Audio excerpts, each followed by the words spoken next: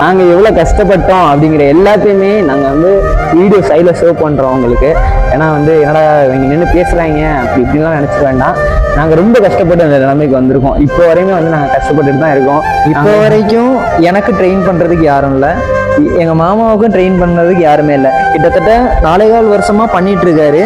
பண்ணிட்டு இருந்து யாரு கைடன்ஸும் இல்லாமல் அவர் வெயிட் லாஸ் பண்ணி வெயிட் கெய்னிங் பண்ணி இப்போ ஒரு ட்ரெயினரா இருக்கும் அப்படின்னு காரணம்னா நாங்க பட்ட கஷ்டம், எங்களுக்கு எதுவுமே தெரியாது.